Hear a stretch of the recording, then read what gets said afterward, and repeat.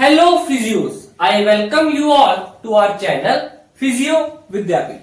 We are back with our next lecture on short wave diathermy. Okay, so this is the most important lecture of SWD where I will make you understand in depth the production as well as the working of SWD. Okay, so as you know, my name is Vijay Kumar and let's get started.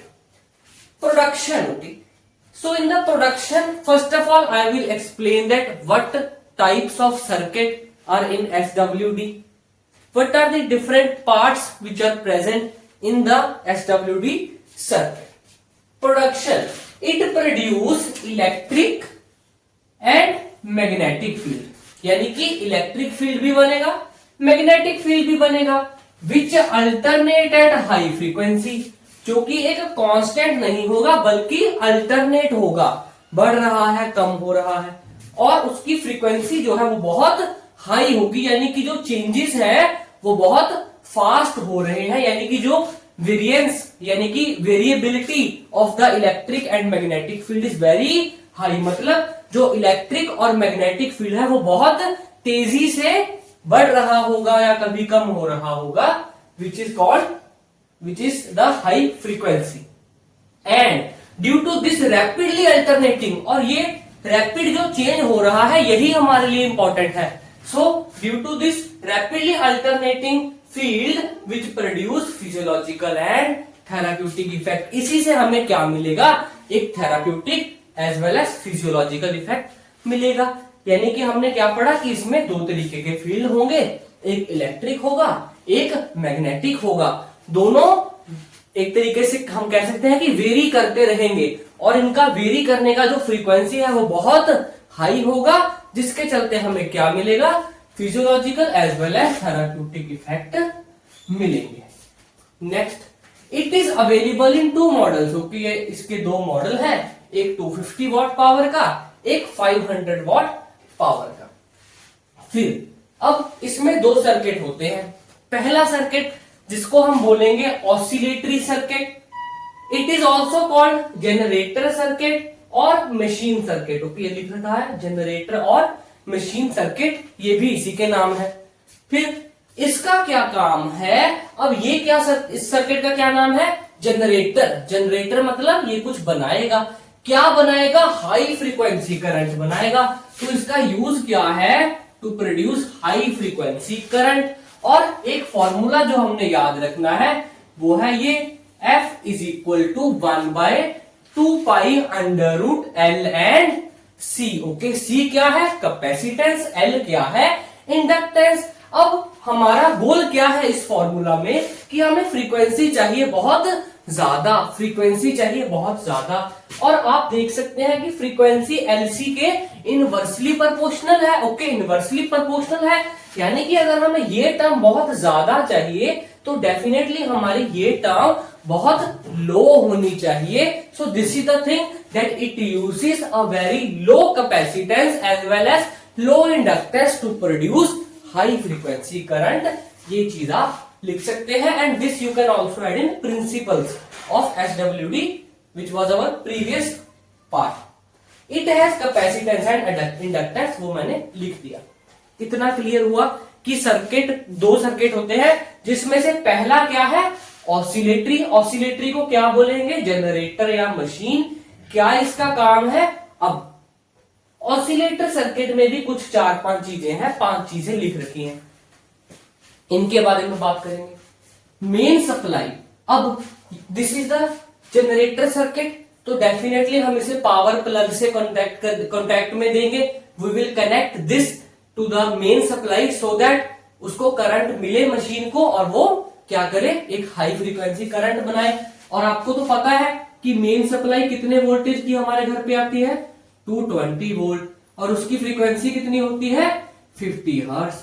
यानी कि हमने सीधा क्या करना है, जो power plug है उसको मशीन से लगा देना है, and the machine is fed by a current which is at 220 voltage and 50 hertz. Okay, तो ये चीज हो गई.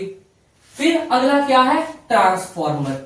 दो तरीके के ट्रांसफॉर्मर यहां पर यूज किए जाते हैं, which I can explain you in the diagram. One is the step down transformer. I will use short form SDT, step down transformer. Step down के लिए एक कॉइल थी प्राइमरी, एक कॉइल थी सेकेंडरी, और स्टेप डाउन में क्या होगा, वोल्टेज कम होगा। तो इसमें क्या है, प्राइमरी कॉइल में क्या होगा, नंबर ऑफ कॉइल आपको ज्यादा दिख रहा है, वो ज्यादा होता है, as well as secondary coil में नंबर ऑफ कॉइल्स कम होगा। तो यहां से यहां जाने पे वोल्टेज का क्या होगा, रिड्यूस होगा, रिडक्शन ऑफ वोल्टेज होगा। कितना रिडक्शन होगा, यहां पे हम इसको देंगे 220 वोल्टेज, जो कि जहां पर जाके क्या बन जाएगा, 20 वोल्टेज। इतना आपको क्लियर हुआ।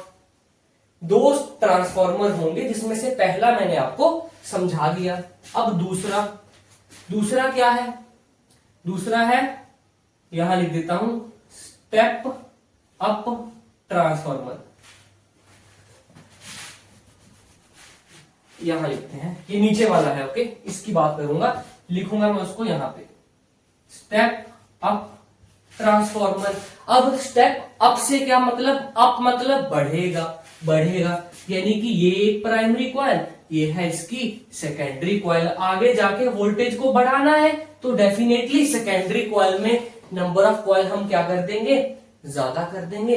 ये प्राइमरी कॉइल, ये सेकेंडरी कॉइल। अब कितना बढ़ेगा, यहाँ पे तो हम क्या दे रहे हैं, 220 वोल्ट, और यहां पर जाके वो क्या बन जाएगा, 4000 वोल्ट बन जाएगा। यानी कि स्टेप डाउन में क्या होगा और कितना कम होगा, अप में क्या होगा और कितना अप होगा। इसमें प्राइमरी में टर्न ज्यादा, इसमें सेकेंडरी कॉइल में नंबर ऑफ टर्न या नंबर ऑफ कॉइलिंग जो है वो ज्यादा होगी। ये हो गया। अब एक इंपॉर्टेंट चीज, ये जो स्टेप डाउन ट्रांसफॉर्मर है, ये आगे जाके कहां पर कनेक्ट हो रहा है। आप देखोगे कि इसका सेकेंडरी कॉइल यहां पर जा रहा है, और ये जो पूरी चीज है वो क्या है, एक टीवी है। टीवी मतलब ट्रायोड वेल्व है, और ट्रायोड वेल्व में ये जो हिस्सा है, इसको हम बोलते हैं कैथोड या फिलामेंट। यानी कि जो डाउन ट्रांसफॉर्मर है वो कहां तक कनेक्टेड है, जाकर कैथोड या फिलामेंट, किसका, ट्रायोड वेल्व का, वहां पर जाके कनेक्ट हो रहा है। वाइल ये जो स्टेप अप है, ये जाकर इस साइड पे लग रहा है, यानी कि ये भी कुछ है। और ये है क्या, एनोड या प्लेट, किसका, ट्रायोड वेल्व का। This is what I want you to understand. यानी कि स्टेप डाउन क्या है, स्टेप अप क्या है, डाउन कहां कनेक्ट हो गया जाके, अप कहां कनेक्ट हो गया। अभी मैंने वर्किंग नहीं बताना, सिर्फ आपको पार्ट्स और प्रोडक्शन, कौन से पार्ट का क्या क्या रोल है वो बता रहा हूं। कि स्टेप डाउन में कम होएगा वोल्टेज, यहां पर बढ़ेगा। यानी कि अब एक तरीके से ये जगह लो वोल्टेज पे है और ये जगह हाई वोल्टेज पे है, ठीक है। और जहां पर वोल्टेज कम, यहां पर करंट ज्यादा, और यहां पर वोल्टेज ज्यादा, तो यहां पर करंट कम होगा। ये चीज हमारे अगले पॉइंट में यूज होगी। अगला पॉइंट है ट्रायोड वेल्व। वो जो गोल सा दिख रहा है हमें, वो क्या है, ट्रायोड वेल्व। ट्रायोड वेल्व में तीन चीजें हैं, तीन चीजों में से दो तो मैंने बता दी। पहली क्या थी, कैथोड या हम बोल सकते हैं फिलामेंट। दूसरी क्या थी, एनोड या प्लेट। और तीसरी क्या है, ग्रिड। और ये ग्रिड क्या है, ये जो सेंटर वाली हमें एक परफोरेटेड प्लेट दिख रही है, इसको हम बोल देंगे grid. Okay, make sure you are drawing diagram along with me, साथ साथ में बनाते जाओ ताकि आपको सब कुछ समझ आ जाएगा। यानी कि ये गोला क्या है, ये क्या है, ये है एक ट्रायोड वेल्व। ट्रायोड नाम से पता चल रहा है तीन चीजें, पहला कैथोड या फिलामेंट, दूसरा एनोड या प्लेट, सेंटर में क्या है, ग्रिड पड़ा है। अब इसका एक सिग्निफिकेंस भी अब पता होना चाहिए कि हो क्या रहा है।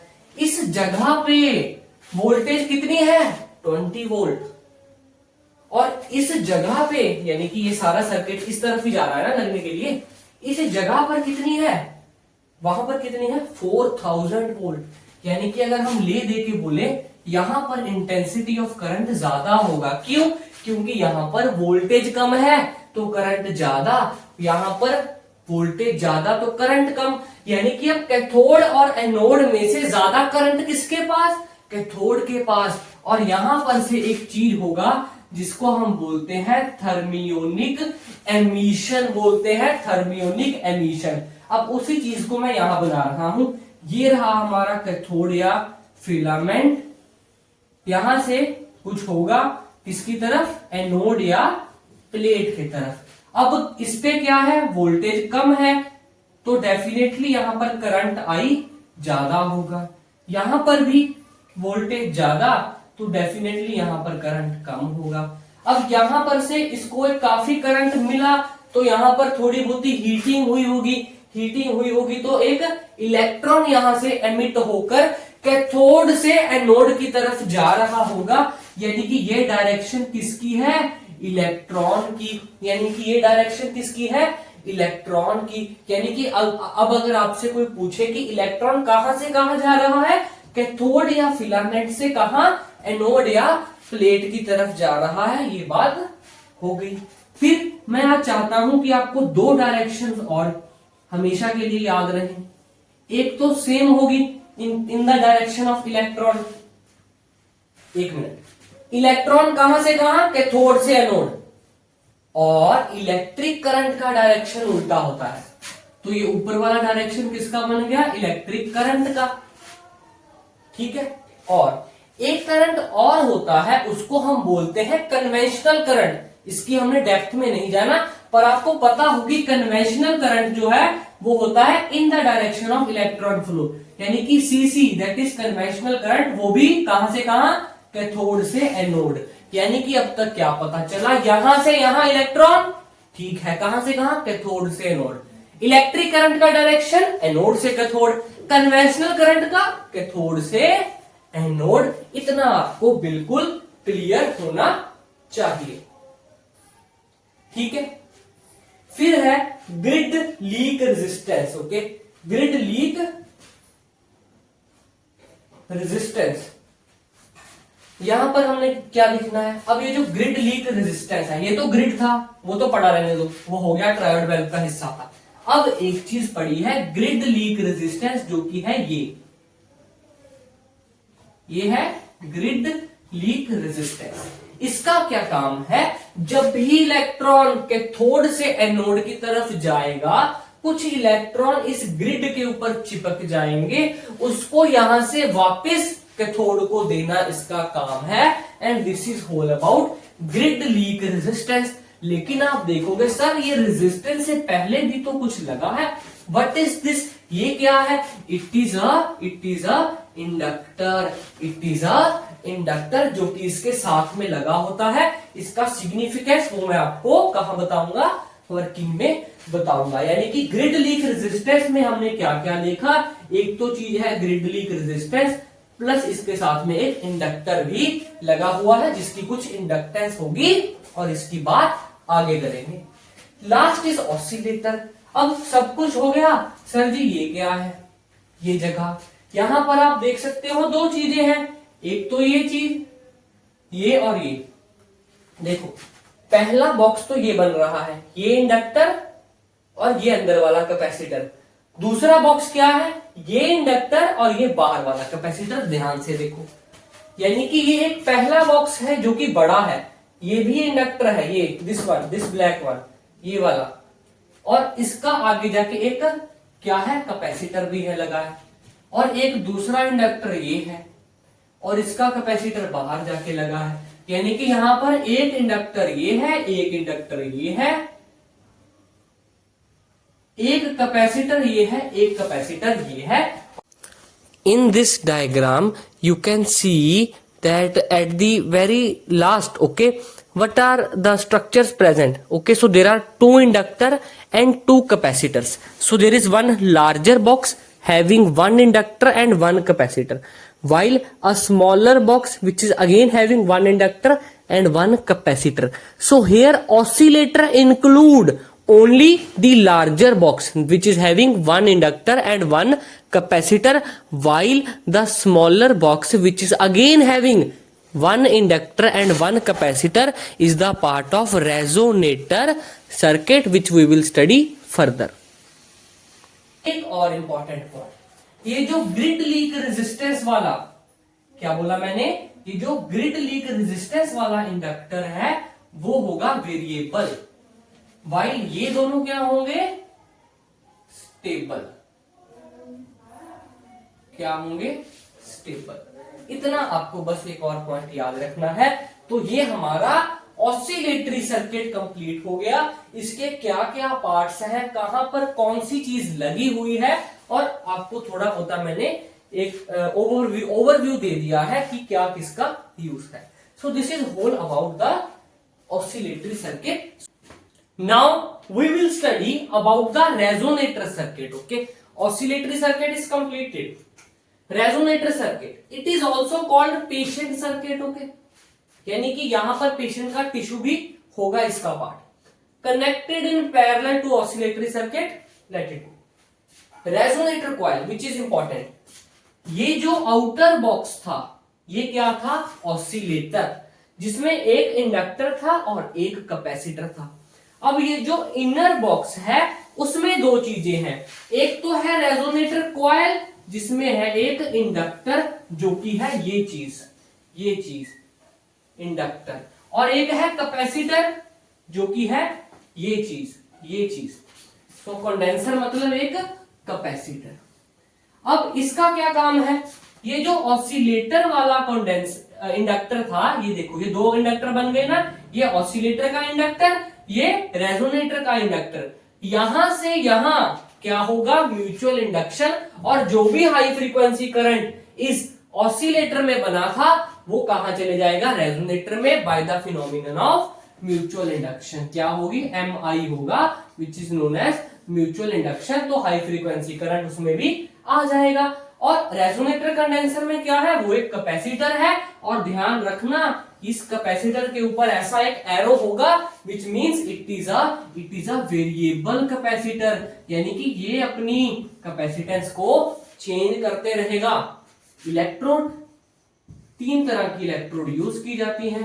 पहली है पैड इलेक्ट्रोड, दूसरी है डिस्क इलेक्ट्रोड, तीसरी है केबल मेथड या केबल इलेक्ट्रोड। पैड में क्या है, यहां पर एक मेटल का प्लेट है जिसके ऊपर कॉटन का कवरिंग लगा होता है, और it is used for flat areas such as हमारी पीठ के ऊपर हम क्या करेंगे, पहले टॉवल रखेंगे, टॉवल के ऊपर पैड इलेक्ट्रोड रख देंगे। डिस्क में क्या है आप देख सकते हैं, डिस्क इलेक्ट्रोड में दो सर्कुलर डिस्क होते हैं, बाहर से ये प्लास्टिक का दिखेगा, and we can move it up down and in variable direction. okay, and ये मोस्टली जॉइंट्स के लिए यूज किया जाता है। किसके लिए, जॉइंट्स के लिए यूज किया जाता है। लेकिन एक बात इंपॉर्टेंट है, यहां पर स्पेसिंग किसकी मदद से हुई, टॉवेल। ओके, टॉवेल, लेकिन यहां पर हमने एयर स्पेसिंग को यूज किया। केबल में क्या है, मान लीजिए ये हमारी लेग है, इसके ऊपर हमने ऐसे एक केबल को रैप कर दिया, एंड मेक श्योर केबल और लेग के बीच में 4 लेयर ऑफ टॉवल होना चाहिए। ओके, 4 लेयर्स ऑफ टॉवल रखते हैं। एमीटर, कई जगह पे एमीटर होता है और कई जगह पे नियॉन लैंप लगा होता है, और इसके साथ एक सर्कुलर नॉब होता है। इसका काम है सर्किट को चेक करना कि सर्किट ट्यून्ड है या नहीं है। मतलब हम इस नॉब को बढ़ाएंगे, अगर तो एमीटर है, मान लीजिए डिफ्लेक्शन यहां है, मैं घुमा रहा हूं, डिफ्लेक्शन इस पॉइंट तक चला गया, और इसके बाद अगर नॉब घुमाऊंगा तो डिफ्लेक्शन कम हो जाएगा। तो मेरा एम ये है कि मैं नॉब को इतना घुमा दूं कि जिस पॉइंट पे मैक्सिमम डिफ्लेक्शन है उसको वहां रोक दूं। इसका क्या significance, it means the circuit is tuned, which means that अच्छी तरह से रेजोनेंस हो रहा है। मतलब जितना हाई फ्रीक्वेंसी करंट कहां बन रहा है ऑसिलेटर में, उतना ही कहा जा रहा है वो रेजोनेटर में जा रहा है। और नियॉन लैंप में हम चेक करते हैं कि कितना ग्लो कर रहा है। So at the point of maximum glowing of the lamp we will stop rotating the knob. And tissue यहां पर एक्ट करता है डाइइलेक्ट्रिक। Okay, dielectric. अब डाइइलेक्ट्रिक कैसे, जैसे कि एक कैपेसिटर की वर्किंग के लिए उसके बीच में हमें क्या लगाना पड़ता है, एक डाइइलेक्ट्रिक लगाना पड़ता है, और यहां पर वो डाइइलेक्ट्रिक हमारा टिश्यू है जिसके अंदर तीन चीजें होंगी। पहला आयनिक वाइब्रेशन, दूसरा मॉलिक्यूलर डिस्टॉर्शन एंड तीसरा डाइपोल रोटेशन, जिसके चलते क्या प्रोड्यूस होगा, हीट प्रोड्यूस होगा, which is the main M of short wave diathermy which produce deep heating. Okay, so this is all about resonator circuit. Now we will move toward the working. अब हम अच्छे से diagrammatically समझेंगे कि कैसे कैसे working हो रहा है, कहां से करंट किस डायरेक्शन में जा रहा है. Now we will study about the working of SWD. Okay, तो यहां पर आप हम देख सकते हैं कि मेन सप्लाई जिसको मैं MS लिखा हूं, तो उसने हमें 220 वोल्टेज की सप्लाई दी और वो यहां से इस कॉइल में भी गया और यहां से इस नीचे वाले कॉइल में भी गया. यानी कि अब हम यहां पर भी लिख सकते हैं 220 वोल्टेज और यहां पर भी लिख सकते हैं 220 वोल्टेज. और ये एक कॉइल है प्राइमरी कॉइल और ये एक कॉइल है सेकेंडरी कॉइल.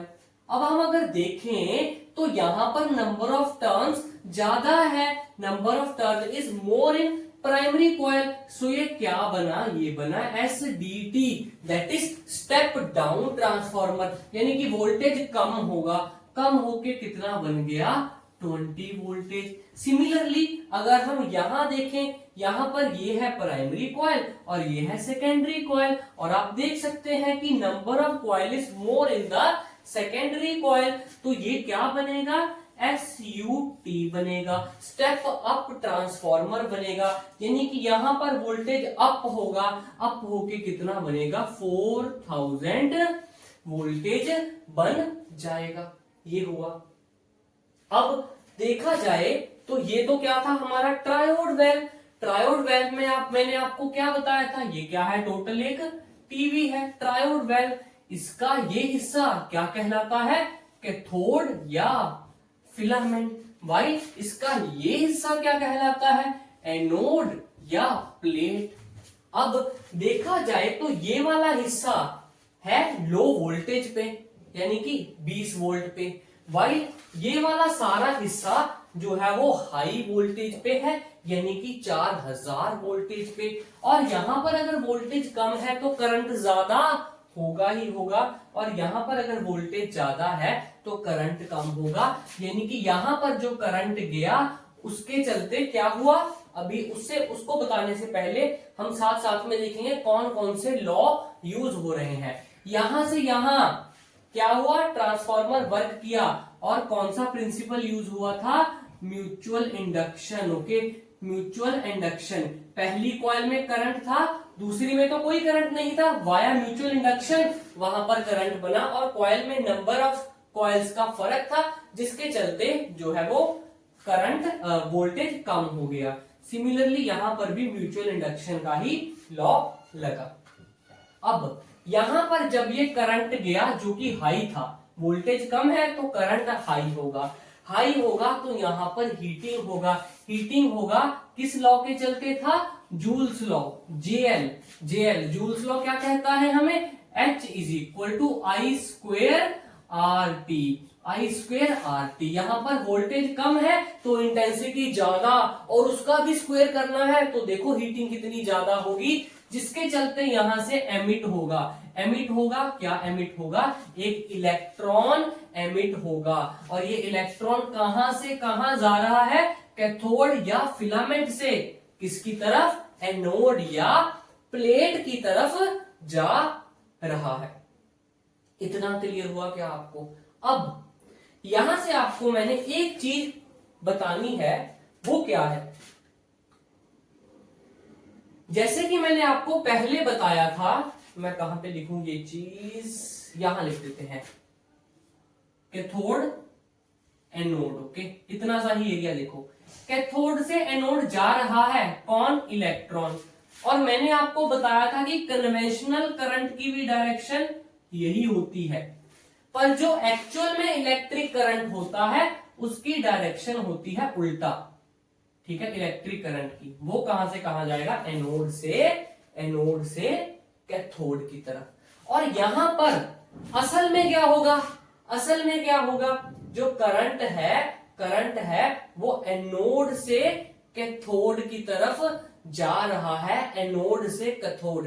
क्यों? क्योंकि आपको ये बात याद होगी कि करंट हमेशा हाई वोल्टेज से लो की तरफ जाता है, वो ऐसे जा रहा है एक्चुअल में। और ये बात हमने अपने दिल और दिमाग में साइड में करके रख देनी है।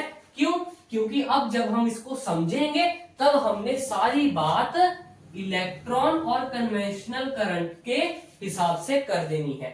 यानी कि हम इलेक्ट्रॉन के फ्लो को ही, जिसको मैं कन्वेंशनल करंट बोलूंगा, यानी कि जिस डायरेक्शन में इलेक्ट्रॉन है उसी डायरेक्शन में कन्वेंशनल करंट है, ये बात को समझ के रखना है। और जो असली बात है वो है ये कि असल में इधर से ऐसे इलेक्ट्रिक करंट जा रहा है क्योंकि current flow from high voltage to low voltage. लेकिन ये बात हमने बस दिमाग में साइड में रखनी है क्योंकि हमारी बुक की जो एक्सप्लेनेशन है वो इलेक्ट्रॉन कॉन्सेप्ट और कन्वेंशनल करंट के कॉन्सेप्ट के हिसाब से लिखी गई है। तो अब हम इस चीज को इरेज कर देंगे क्योंकि अब आपने इसको समझ लिया। अब क्या होगा? सो ये इलेक्ट्रॉन यहां से गया गया गया गया गया। अब ये इलेक्ट्रॉन इधर से यहां गया और यहां से यहां गया, यानी कि ये जो डायरेक्शन मैं बना रहा हूं वो किसका बना रहा हूं? इलेक्ट्रॉन या conventional current, which is one and the same thing. So जब अब क्या होगा? अब ये जो करंट या करंट कौन सा? कन्वेंशनल या इलेक्ट्रॉन m से n की तरफ, कहां से कहां? m से n की तरफ जाएगा। ओके, m से n की तरफ जाएगा जाएगा जाएगा और ये b प्लेट के पास जाएगा, b प्लेट के पास जाएगा। ओके, यानी कि इसकी डायरेक्शन फिर ऐसी। तो ये यहां से इलेक्ट्रॉन या कन्वेंशनल करंट आकर b प्लेट पे आ रहे हैं, यानी कि b के पास इलेक्ट्रॉन आते जा रहा है आते जा रहा है, यानी कि initially b is at negative while a is at positive. क्या ये बात आपके दिमाग में सेट हुई? क्लियर? अब during the time period when the electron और conventional current is moving from m to n, there must be some induced current in the xy coil। Okay, यानी कि यहां पे भी कुछ होगा और यहां पर जो इंड्यूस करंट होगा, अब ये अलग अलग कॉइल है तो डेफिनेटली म्यूचुअल इंडक्शन ही हो रहा है। ओके, म्यूचुअल इंडक्शन हो रहा है इन दोनों के बीच। और म्यूचुअल इंडक्शन में क्या होता है कि प्राइमरी कॉइल में, यानी कि इस कॉइल में तो डायरेक्शन इलेक्ट्रॉन या कन्वेंशनल करंट का ऐसा है, तो इसमें उल्टा होगा, यानी कि इसमें जो इलेक्ट्रॉन या कन्वेंशनल करंट वो ऊपर को जा रहा है। किसकी तरफ? ये चीज क्या है? ग्रिड की तरफ जा रहा है। यानी कि जैसे जैसे इधर से इलेक्ट्रॉन यहां जा रहा है, कुछ इलेक्ट्रॉन y से x की तरफ जा रहे हैं, y से x की तरफ जा रहे हैं और वो कहां लगा है? ग्रिड पे। और ये ग्रिड नेगेटिव नहीं हो जाएगा? डेफिनेटली हो जाएगा। फिर धीरे धीरे नेगेटिव होता गया होता गया होता गया, नेगेटिव नेगेटिव। अब आप क्या देखोगे? सर यहां से इलेक्ट्रॉन एनोड की तरफ जाना चाहता है। ओके, एनोड क्या है? Relatively positive. क्यों? क्योंकि anode want to attract the electron. Okay, पर यहां पर देखो ग्रिड पे क्या है? Negative charge. तो this grid will repel the electron back और करंट स्लोली कम होता जाएगा। यानी कि जैसे जैसे m से n गया, कौन गया? इलेक्ट्रॉन या कन्वेंशनल करंट। y से x की तरफ इलेक्ट्रॉन ग्रिड के पास गए, ग्रिड बना negative, negative negative repel and current will be slowly reduced. ये सब किस सर्किट में हो रहा है? ऑसिलेटरी सर्किट पे। और धीरे धीरे फिर एक ऐसा समय आ जाएगा जहां पर करंट एक बिल्कुल छोटे से टाइम पीरियड के लिए जीरो हो जाएगा, स्टॉप हो जाएगा। Current will cease to flow in oscillatory circuit. अब यहां से एक नई कहानी शुरू होगी। अब अगर इलेक्ट्रॉन, देखो अब तक क्या किया, इलेक्ट्रॉन यहां से यहां गया, फिर इधर फिर इधर फिर यहां, तभी बी को नेगेटिव और ए को रिलेटिवली पॉजिटिव। क्लियर? अब यहां पर अगर डायरेक्शन ये है तो म्यूचुअल इंडक्टेंस के चलते यहां ऊपर को, और वो ऊपर जाके ग्रिड नेगेटिव। और ये ग्रिड क्या करेगा? धीरे धीरे ट्रायोड वेल्व को ब्लॉक करने के लिए कोशिश कर रहा है। ट्रायोड वेल्व से आगे को इलेक्ट्रॉन जाएगा ही नहीं, तो ये Mn क्या है? Mn है inductor. He is very smart. Mn बोलेगा यार मेरे पास अब क्या नहीं आ रहा, इलेक्ट्रॉन या कन्वेंशनल करंट नहीं आ रहा। वो बोलेगा कोई बात नहीं, हम क्या है, सेल्फ डिपेंडेंट है। वो क्या करेगा? It will do self induction. अब मैं लिखूंगा SI, वो किस में हो रहा है? सिर्फ Mn में। वो क्या करेगा? सेल्फ इंडक्शन करेगा। सेल्फ इंडक्शन करेगा तब क्या करेगा? तब वो यहां पर जो B इतना नेगेटिव हो चुका था पहले, वहां से इलेक्ट्रॉन को इधर को घुमाना शुरू करेगा। वो बोलेगा अच्छा मेरी B प्लेट पे इतने इलेक्ट्रॉन पड़े हैं, उस B के इलेक्ट्रॉन को छोड़ेगा, यानी कि कैपेसिटर को डिस्चार्ज करेगा। कैपेसिटर को डिस्चार्ज करेगा, यानी कि ये Mn है, इसका करंट ब्लॉक होने से पहले तो इसकी बैटरी, कैपेसिटर की बैटरी फुल हो चुकी थी। कैपेसिटर B नेगेटिव था, इलेक्ट्रॉन यहां पर इकट्ठा हो चुका था, तो वो B यहां से फिर इलेक्ट्रॉन छोड़ने लग जाएगा, तो वो इधर को करंट प्रोड्यूस करेगा, which is induced, self induced current. Okay, so यहां पे मैं लिख देता हूं कि ये सेल्फ इंड्यूस्ड करंट की डायरेक्शन बता रहा है। अब क्या होगा? जब Mn में ऐसे था तो XY में ऐसे था, लेकिन अब ब्लॉक होने के बाद Mn में कैसे बना? ऐसे बना, तो अब X से Y होगा, यानी कि ये जो इलेक्ट्रॉन थे यहां से अब नीचे को आएंगे, यानी कि ये भी नीचे आ गया, ये भी नीचे आ गया, ये भी नीचे आ गया, ये भी, फिर से ग्रिड क्या हो गया? न्यूट्रल हो गया, और ये वाला इलेक्ट्रॉन खुश हो गया। Yes, now I can move toward anode and go from M to N, and this cycle repeat continuously at a very high frequency to produce a high frequency current.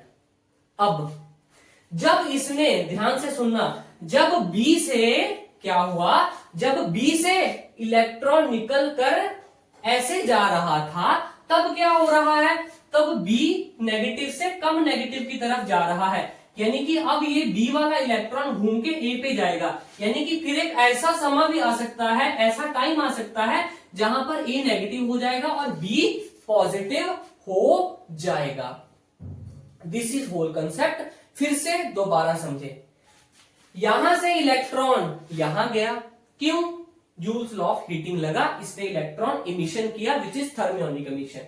Electron यहां गया, फिर ये वाला arrow M से N गया, M से N गया, N से जाकर B पे गया। अब ये क्या है? इलेक्ट्रॉन। तो इनिशियली तो B पे इकट्ठा हो गया इसकी कैपेसिटर की प्लेट पे, तो B बोला हम नेगेटिव हो गया, क्यों? क्योंकि हम पे तो इलेक्ट्रॉन आके बैठ गया, इलेक्ट्रॉन लग गया, और A पे पॉजिटिव है। फिर इतना क्लियर। अब जब ये चीज हो रही होगी, यानी कि M से इलेक्ट्रॉन N की तरफ जा रहा होगा, तो एक्स वाई में ऐसे उल्टा डायरेक्शन में भी इलेक्ट्रॉन गया होगा ना, या जिसको हम कन्वेंशनल करंट बोल रहे हैं Y to X, वो इलेक्ट्रॉन यहां पे गया, यहां पे गया, यहां पे गया, यहां पे गया, जिसके चलते धीरे धीरे इस इलेक्ट्रॉन को वहां पर जाने के लिए मुश्किल पैदा होने लग गया। फिर एक ऐसा समय आया जहां पर ये ट्रायोड वेल्व कंप्लीटली ब्लॉक हो गया, यानी कि this current ceases to flow. लेकिन ये इंडक्टर बोला आई एम सेल्फ डिपेंडेंट, मेरे B पे तो इतना इलेक्ट्रॉन है, मैं इसको उल्टा घुमा दूंगा,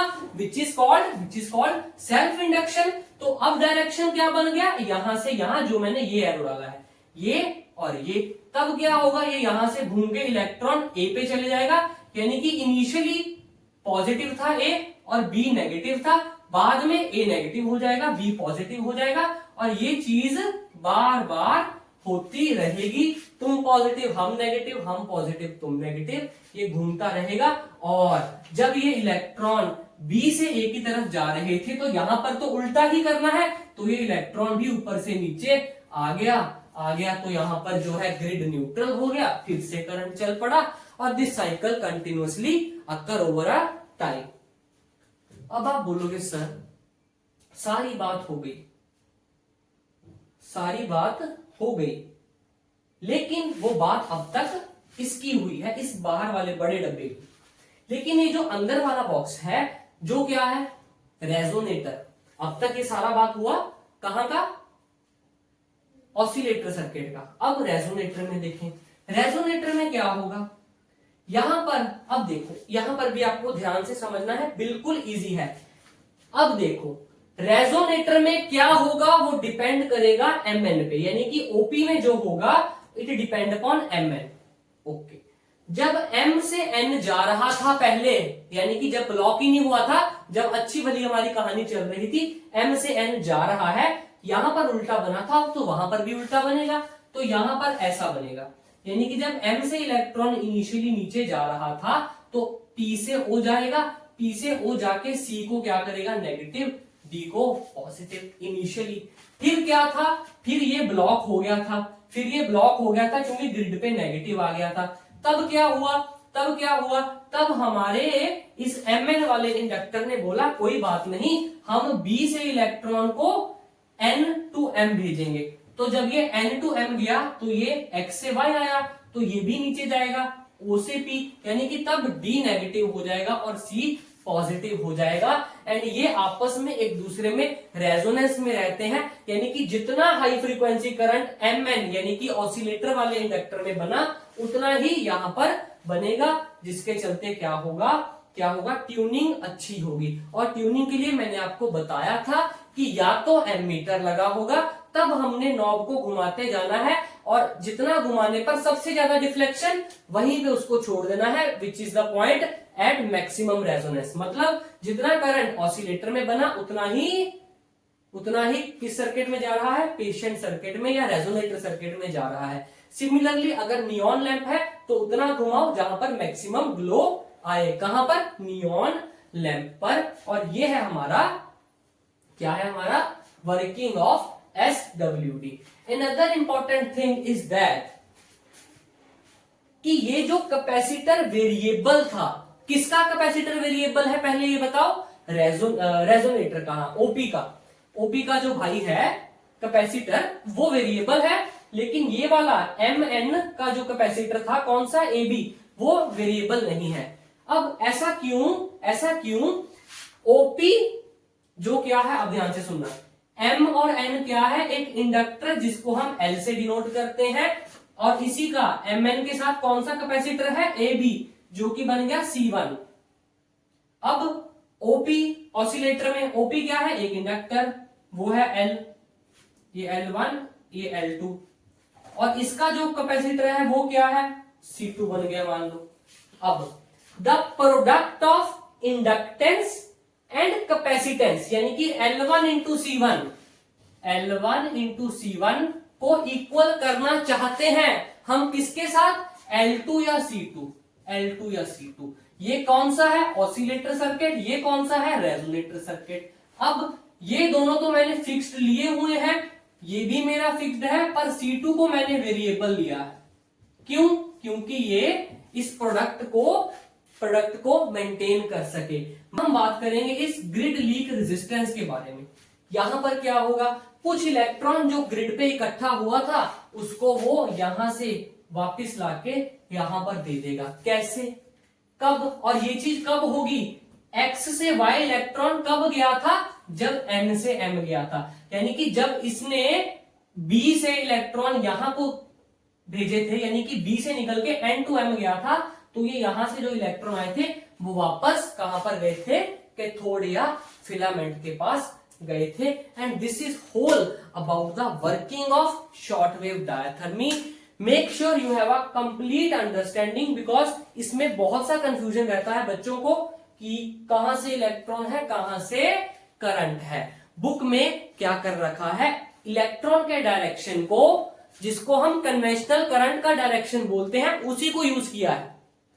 इलेक्ट्रिक करंट जो है उसका डायरेक्शन नहीं यूज किया, जो कि उल्टा है इस सब के, उसकी हमने बात नहीं करनी, क्योंकि अगर वैसे लिखते बुक वाले तो क्या होता, it will become very difficult to understand. तो उन्होंने इलेक्ट्रॉन के कंसेप्ट को ही यूज करके सारा एक्सप्लेनेशन दिया है। So this is all about production as well as working of SWD. In our next lecture we will move further. Till then you keep on studying. Thank you to one and all.